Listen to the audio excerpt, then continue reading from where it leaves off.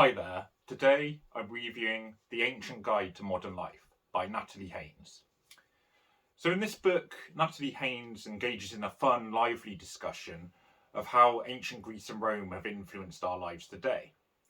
It also serves as a good introduction to the period, with many of the key characters one might expect. Cicero, Socrates, Agrippina, Pericles, Spartacus, and more.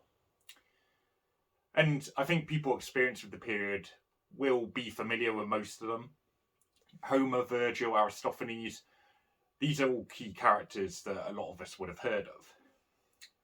So let's see how this book justifies ancient history as an interest.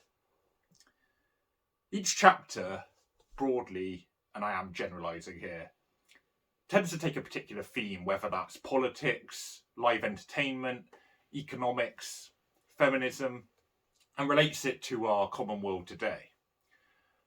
And our perception and relation to the ancient world has obviously changed over time, but it tries to set this into perspective. For example, the chapter I particularly enjoyed, called No Business Like Show Business, looks at the stories and entertainment of ancient times and how it relates to modern media, film, and hero stories. So within this chapter, the kind of idea of the hero story has echoes of Bernard Knox's study of Oedipus, or Joseph Campbell's monomyth. The picture of the hero arguably hasn't been spoken of in the same sort of way, or in such a compelling way, as in ancient Greece, I would say. And modern adaptations, and this is something Haynes points out in this book, haven't really necessarily done it justice. You know, Beowulf or Troy, some of the kind of film adaptations or in modern media sometimes kind of fall flat to the ancient tragedies and plays and stories. So in comparing Oedipus, that example I sort of mentioned with Bernard Knox, Haynes compares him to characters from the TV show The Wire, and I quote, deciding to shun the destiny he was given, end quote. Haynes isn't necessarily incorrect by this, but it's perhaps where the emphasis should not necessarily be. Because although it is true that Oedipus does shun his destiny in the Theban plays, it's actually more about his nature as a hero. You know, and Bernard Knox, like I said, pointed this out. Sophocles was basically subverting the ideal of the hero with Oedipus, sort of saying that even though he acted heroically all the time, he still met with tragedy. So, although Haynes isn't correct, that there are lines and there's scenes where Oedipus does kind of shun his destiny. He doesn't really want to find out. His sort of like natural inclination is actually to the contrary, to kind of seek out, because he just keeps acting heroically and taking action rather than doing nothing about it and just avoiding it. So he actually ends up finding out just because of what he is, essentially.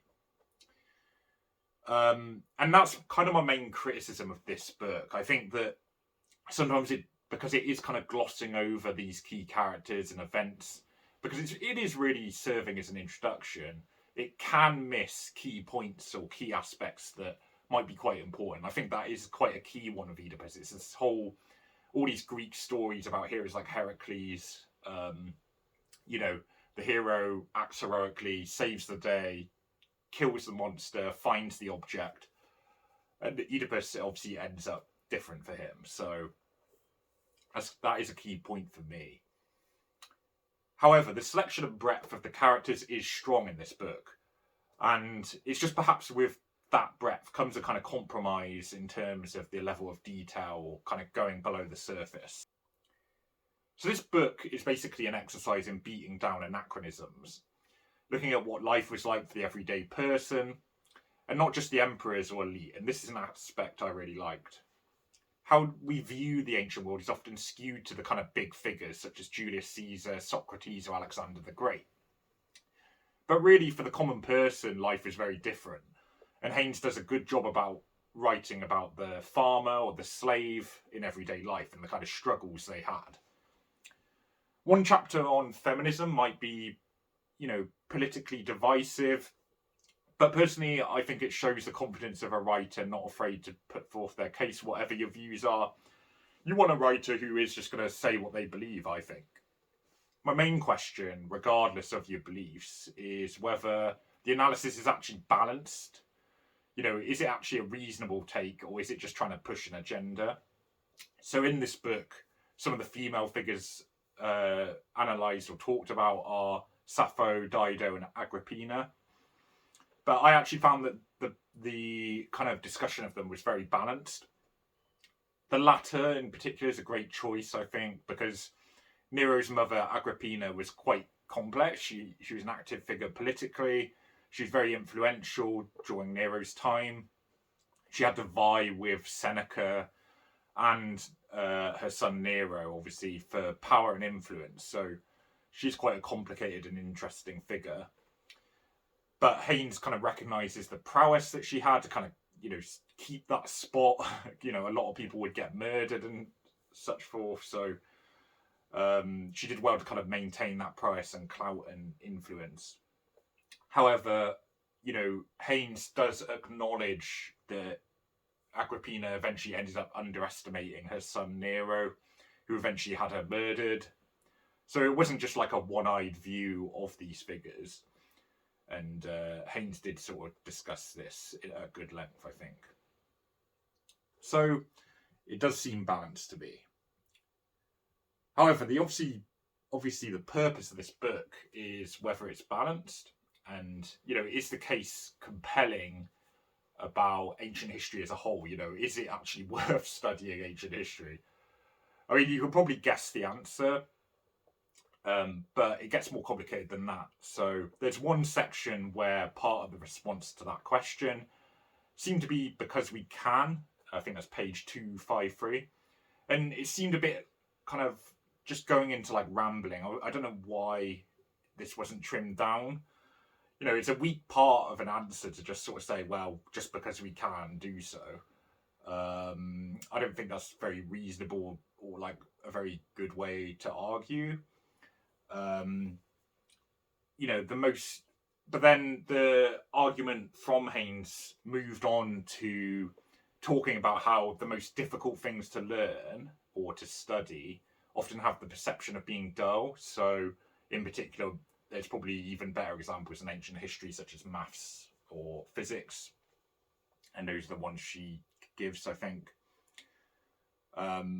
They have this dull perception, but actually they're very important, necessary, and they really back up how the world works, essentially.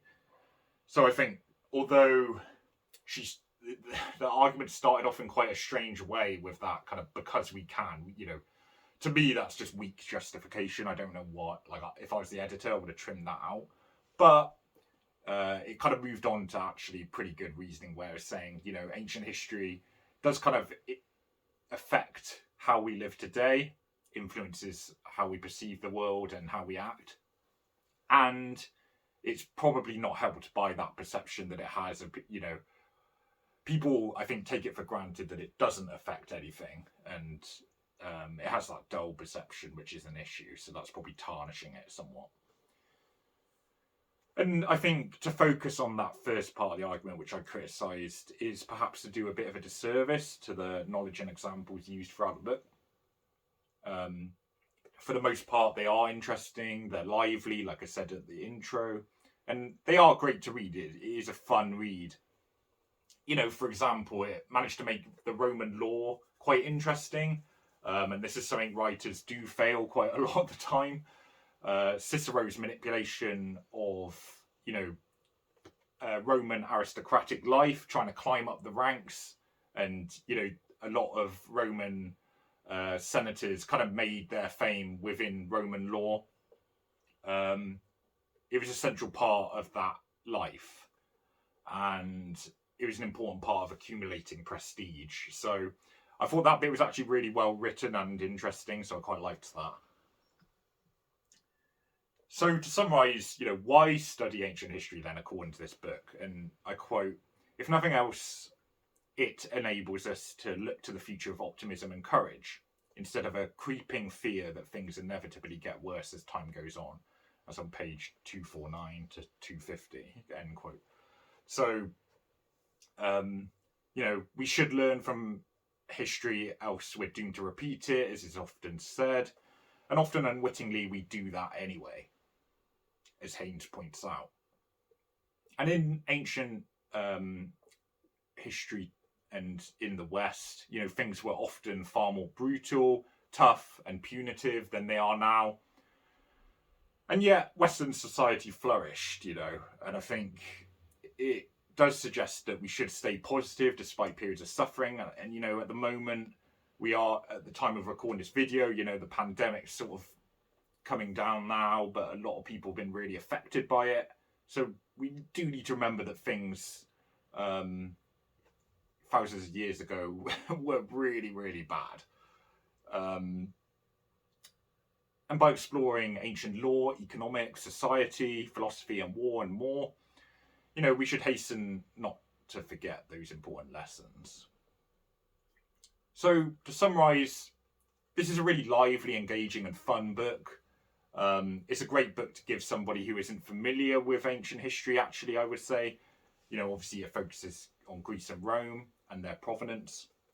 But even for someone experienced with the period, such as I would say it was often illuminating and interesting. It does feel a bit shallow at times, obviously, but that's probably owing to me having an interest in the period. But the criticism I would level because of that is that sometimes I think it misses key points. I gave the example of Oedipus, but that wasn't the only one I felt. And it sort of jumps into the next topic quite rapidly. So, but buy it for someone who hates ancient history, and if they like reading, maybe this is the kind of entry point potentially. And knowledgeable fans might still enjoy it, actually. So I quite enjoyed the application and perspectives within it. So I'm going to give this one 7 out of 10. Pretty fun read. It's not obviously the most deep book, but pretty good one. Thanks for listening. Like and subscribe and all that. And plenty of more ancient history and other videos coming up.